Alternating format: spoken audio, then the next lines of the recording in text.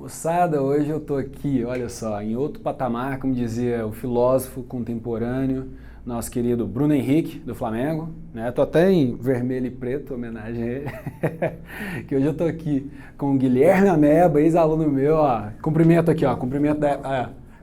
Ou então Wakanda, cumprimento Wakanda, e o nosso querido aqui, eu conheci hoje, João Vitor, branquinho, ó.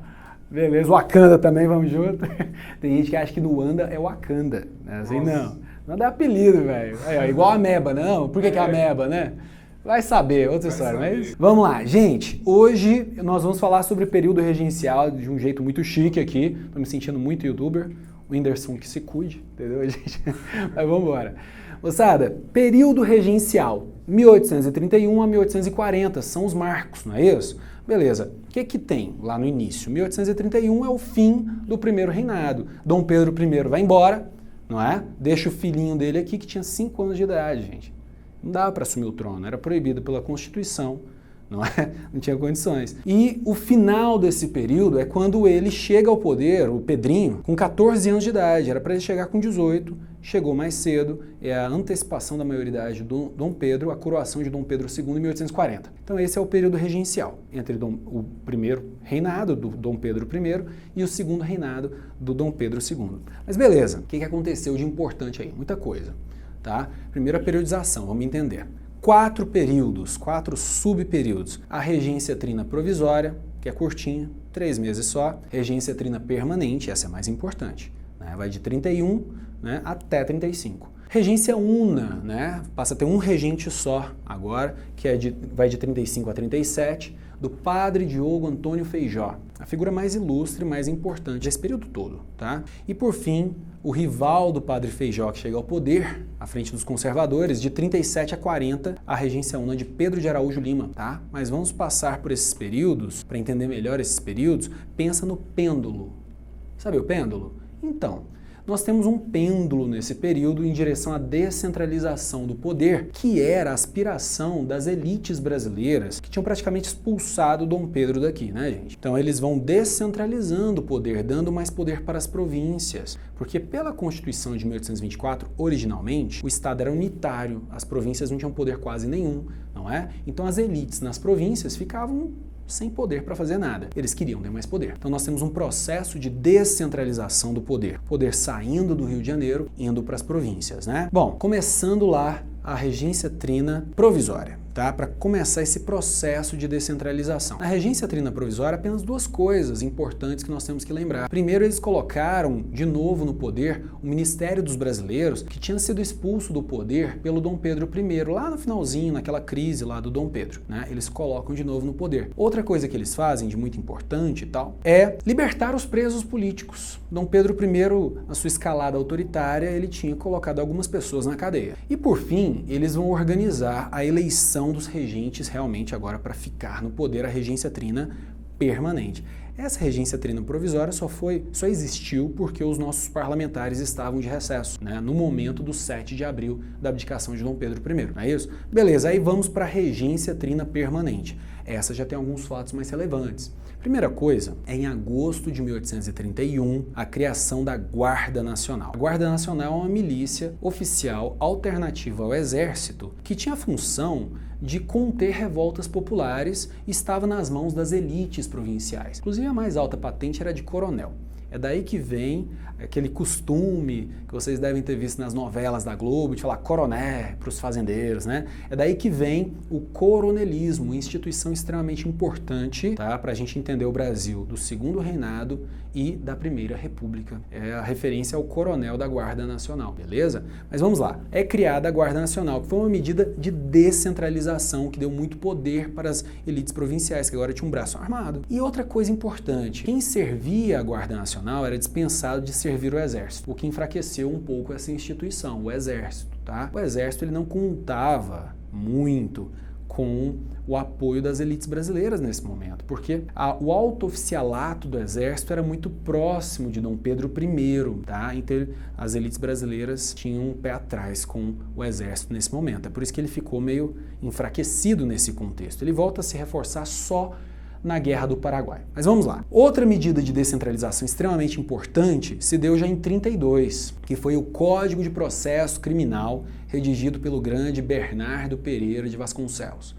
É um dos caras que todo mundo tem que saber. Você, um brasileiro, educado, culto, tem que conhecer alguns nomes. José Bonifácio de Andrada, Bernardo Pereira de Vasconcelos, o padre Diogo Antônio Feijó e por aí vai, né? Esse cara é extremamente importante na formação das instituições brasileiras. Ele escreve o Código de Processo Criminal, que é aplicado, né? E esse código, o mais importante para nós, é que ele dá muito mais poder para os juízes de paz. Eram chamados juízes de paz, que eram eleitos nas localidades, então estavam ali muito próximos das elites provinciais. Aumenta as atribuições dos juízes de paz e retira atribuições dos juízes de fora, que eram escolhidos no Rio de Janeiro e mandado para as localidades. Então é um ato de descentralização também. Você vê que tudo vai nesse sentido, do pêndulo, não é? A seguir, lá em 1834, nós temos o Ato Adicional de 1834, que foi uma emenda constitucional.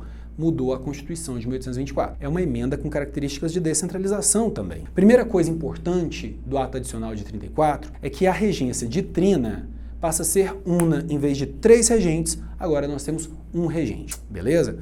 Mas mais importante que isso é que esse regente agora seria escolhido com apoio das províncias, com a participação das províncias. Antes não. Antes o regente era escolhido só no Rio de Janeiro. Então há uma descentralização na escolha do regente. Beleza? Outra coisa importante desse ato adicional de 1834 é que transforma os antigos conselhos provinciais, que não tinham poder para nada, tinham atribuições nulas, transforma eles em assembleias provinciais com atribuições legislativas, isto é, poder fazer algumas leis, atribuições tributárias, poder cobrar impostos, ter própria renda, né, nas províncias, e atribuições administrativas, poder nomear funcionários. Então, as províncias passam a ter características de Estado, né? Há uma descentralização do poder. Não chega perto do modelo federativo norte-americano, está longe disso, mas já é um sentido de descentralização, né? Então já se afasta daquele modelo totalmente centralizado da Constituição de 1824. Beleza. Outra coisa muito importante desse ato adicional é que suspende o poder moderador, que era de uso personalíssimo do imperador, fica suspenso, especialmente o seu Conselho de Estado, tá? O Conselho de Estado fica suspenso também durante esse período. No ano seguinte, chega ao poder o eleito agora regente uno, Padre Diogo Antônio Feijó. Padre Diogo Antônio Feijó foi eleito, chegou ao poder com apoio das províncias e tudo mais, só que o período que ele governa é um período muito conturbado.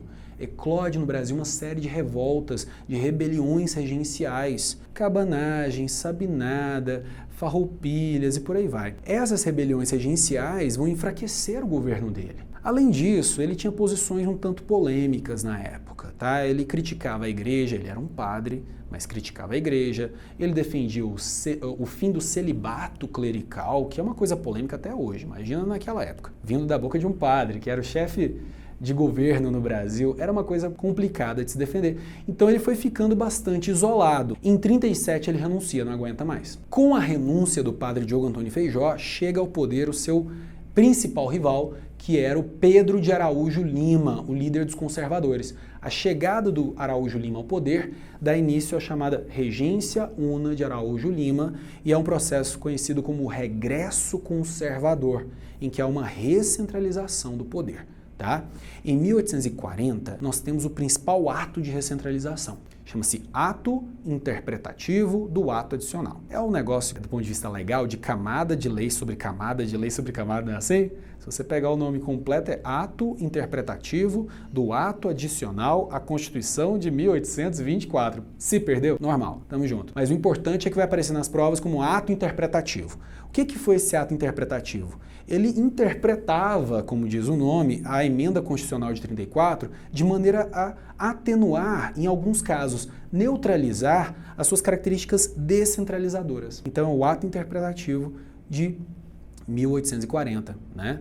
Beleza. Nesse contexto, algumas pessoas começaram a falar por que não colocar o Pedro no trono logo já, tá? Ele estava com 14 anos de idade, ele era grandão, ele chegou a ficar com 1,90 de altura, imagina, naquela época em que a população tinha 1,60 de altura, era a média dos homens, né? Hoje é 1,75, eu acho, se não me engano, mas naquela época era menos. Então ele já estava maior, ele era o símbolo da unidade do país, era o símbolo do poder central. Muitos começaram a falar em antecipar a maioridade dele. É o clube da maioridade, que rapidamente consegue colocar em prática o que eles estavam pretendendo. Já em 1840, nós temos a antecipação da maioridade do Pedrão. Ele vai ser colocado no trono com 15 anos de idade.